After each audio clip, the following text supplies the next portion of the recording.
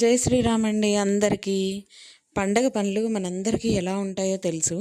ముఖ్యంగా అసలు మహిళలకైతే ఇంటికి చుట్టాలు వచ్చినప్పుడు, లేకపోతే మనం ఇంట్లోకి మన పిల్లలు వచ్చినప్పుడు, ఇలాంటి అత్తమామల తరపు నుంచో, లేకపోతే ఆడపిల్లలు వచ్చినప్పుడు, లేకపోతే తల్లిదండ్రులు వచ్చినప్పుడు మనం జనరల్గా ఏం చేస్తాము, అన్నీ క్లీన్ చేపిస్తాము, వాళ్ళు ఉండడానికి అన్ని సదుపాయాలు చేస్తాము. కానీ ఎప్పుడన్నా వీడియోల్లో పెట్టుకోవాలి అని మనం ఆలోచిస్తామా? చేసే పనులు ఎలా ఉంటాయంటే, అమ్మో వాళ్ళు వచ్చినప్పుడు అదెంచకూడదు, ఇదెంచకూడదు, ఇలా ఉందేంటి అని అడగకూడదు, మనం అన్నీ సరిగ్గా చేయాలి అన్న ఆలోచనే మన మనసుల్లో ఉంటుందా? లేకపోతే దిండు కవర్లు ఇప్పదీసి, దుప్పట్లు ఇప్పదీసి, బెడ్షీట్లు లాగి, అది కూడా వీడియోల్లో పెట్టి, పైగా పని మనుషులు ఉన్నారు అని అంటే ఎంతవరకు అండి? వాళ్ళకి ఓపిక ఉన్నంత వరకు, లేకపోతే మనం చెప్పింది చేయాలి అన్న ఆలోచన వాళ్ళకు ఉన్నప్పుడైతే ఓకే.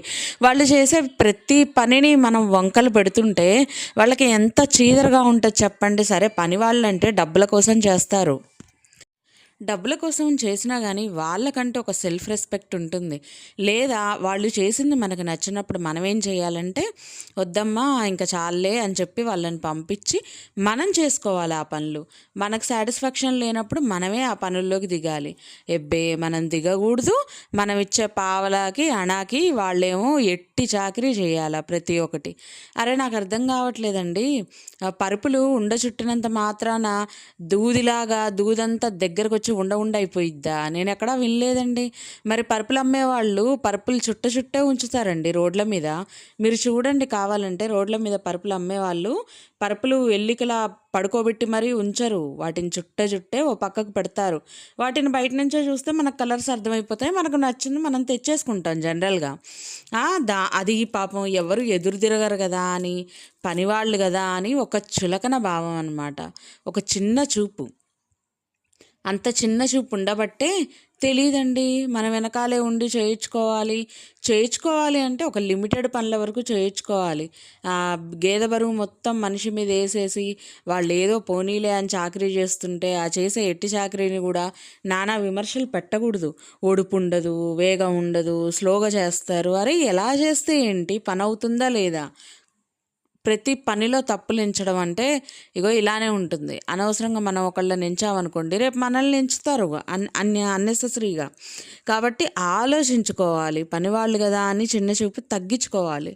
అండ్ ఏం ఏం ఇదండి అంటే, టైము ఏం అడ్జస్ట్ కాదా? మనం ఒక చేతుల్లో కెమెరా పట్టుకొని, అంటే మొబైల్ పట్టుకొని, ఇంకో చేత్తో బెడ్ మీద ఉన్న బెడ్షీట్ లాగాలన్నమాట. చూసారు కదా, అది సగం కూడా రాలేదు. అంటే పూర్తి ఫుల్ ఫ్లెడ్జ్డ్గా లాగలేకపోయాం. ఇంత ఏజ్ వచ్చిన మనమే ఒక బెడ్ మీద ఉన్న లైట్ వెయిట్ ఉన్న ఒక బెడ్షీట్ని మనం తీయలేకపోయామే. పని వాళ్ళు ఆ ఏజ్లో కూడా వాళ్ళు వర్క్స్ చేస్తున్నారే, వాళ్ళ చేత భుజాల మీద పరుపులు ఎత్తిచ్చి ఆడ పరిపించడమే కాక, మళ్ళీ వాళ్ళ మీద కామెంట్స్, సెటైర్స్. ఎంతవరకు కరెక్ట్? అది మనం లాగలేకపోయాం కదా చిన్న బెడ్షీట్ కూడా. అరే ఎవరండి ఇప్పుడు మరి ఇంత ఘోరంగా బెడ్షీట్లు తీసేది, దిండు కవర్లు తీసేది, లేకపోతే కంఫర్టర్స్, దుప్పట్లు, కప్పుకునే రగ్గులు, ఇవన్నీ వీడియోస్ ఏంటండి చండాలం కాకపోతే?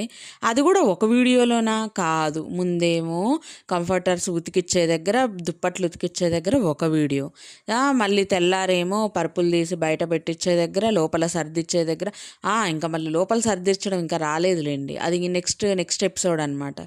ఆ 10 నిమిషాలు పావు గంట పట్టేది అది డైరెక్ట్గా వదిలేస్తారనమాట. అంటే ఈరోజు వ్లాగ్ ఇదే, ఇంతకంటే ఎక్కువ పని చేయలేమని.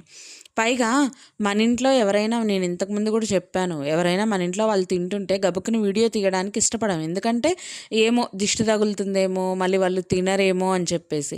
అరే మనం పెట్టే ముందు ప్రిపేర్ చేసిన పెరుగులో ఏదో కారం కలపడము, ఏదో చట్నీ కలపడము, ఏదో పచ్చడి కలపడము, ఏదో సంథింగ్ అనేది ఒక వీడియోలో వచ్చుద్ది.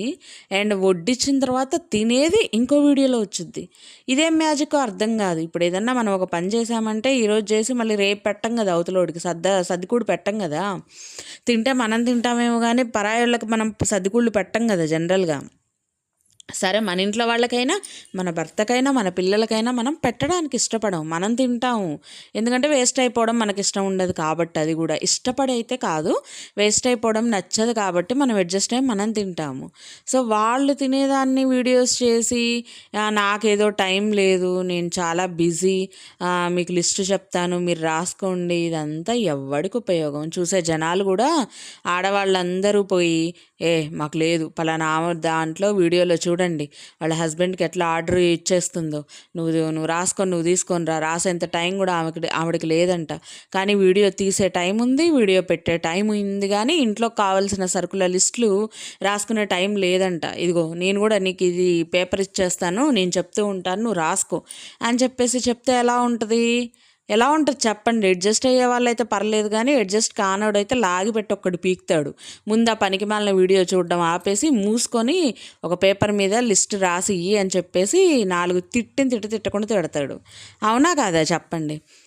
అంత టైం ఉన్నప్పుడు ఒక పేపర్ మీద మన ఇంట్లోకి మనకు కావాల్సిన సరుకులు మగవాళ్ళకి ఏం తెలుస్తాయండి? ఎచ్చుడు కాకపోతే ఇదేదో మగవాళ్ళ పని అన్నట్టు మగవాళ్ళకి ఏం తెలుస్తాయని మనమే రాసి అన్ని గుర్తు తెచ్చుకొని ఇవ్వాలి. అందులోనూ పండగ పూట సరుకులు మనం మామూలుగా 1 పడితే పండగ టైంకి 4 పడతాయి. ఎందుకంటే పిండి వంటలు చేసుకుంటాము, వాళ్ళకి సంబంధించి రెడీ చేస్తాము. ఇంకోటి ఏంటంటే వచ్చినప్పుడు తప్పదు కదా, వచ్చినప్పుడు ఎంత చాకరీ ఉంటుందో వెళ్ళినప్పుడు కూడా అంతే చాకరీ ఉంటుందని ఒక కొటేషన్స్. మరి వీళ్ళు వెళ్ళి 10 రోజులు చక్కగా అందరిళ్ళల్లో పడి మేసేసి వీడియోస్ మీద వీడియోస్ లాగేసి ప్రతి ఒక్కటి వీడియోల్లోకి లాగేసి వదలలేదా?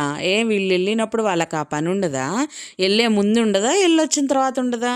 మనం పోయాం కదా ఫస్ట్ మన ఇంట్లో వాళ్ళ ఫంక్షన్స్కి అయితే ఏంటి, ఇళ్ళకైతే ఏంటి, పొలోమని ఊరికేస్తామే ఏ పని చేయకుండా.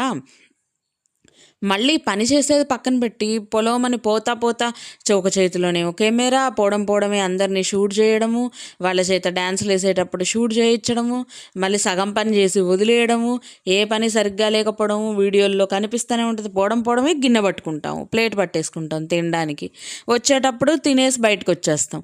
ఇంతకుమించి ఏం పనులు చేశారండి పాపం. కానీ వీళ్ళ ఇంటికి వచ్చినప్పుడు మాత్రం అన్ని పనులు చేయాలా, అందరూ పనుల్లో పార్టిసిపేషన్ చేయాలా. వీళ్ళు వెళ్ళినప్పుడేమో మంచిగా సపరేట్ రూమ్స్ ఇస్తారు, సపరేట్ హౌజెస్లో రూమ్స్ ఏర్పాటు చేస్తారు, గెస్ట్ రూమ్స్ ఉంటాయి, మంచిగా బెడ్ల మీద పడుకొని లేవచ్చు, సపరేట్ బాత్రూమ్స్ ఇస్తారు, అంతా బాగుంటుంది. కానీ అదే కనుక ఇక్కడికి వచ్చినప్పుడు కింద పరుపులు వేస్తారంట, పరుపుల మీద డొల్లితే అయిపోయిద్దంట. ఒకవేళ పరుపులు లేని పక్షంలో కంఫర్టర్సో రగ్గులో బెడ్షీట్సో ఇచ్చేస్తే కింద వేసుకొని పడుకుంటారంట. మరి ఇదేందో నాకు అర్థం కావట్లేదు. ఇలాంటి వాళ్ళ ఇన్ఫ్లుయెన్సర్స్ అన్న పేరుతోటి ఇలాంటి వాళ్ళు చేసే వీడియోస్ చూసి జనాలు కూడా అంతే సొంత ఫ్యామిలీ వాళ్ళని డిస్రెస్పెక్ట్ చేస్తే ఎలా ఉంటుంది? అయినా ఒక మాట నాకు తెలియక అడుగుతాను, ఎవరైనా సరే మన అక్క మన చెల్లెళ్ళు వస్తున్నప్పుడు చుట్టాలు వస్తున్నారని అనకూడదండి, తప్పు. ఇప్పుడు వేరే వాళ్ళు మామయ్యలు లేకపోతే బాబాయిలు ఇలాంటి వాళ్ళు వస్తున్నప్పుడు చుట్టాలు అనొచ్చు, కానీ మన సొంత అక్క చెల్లెళ్ళు వస్తున్నప్పుడు మా అక్క చెల్లెళ్ళు వస్తున్నారు కదా అని అంటే ఎంత ఆప్యాయతగా ఉంటుంది.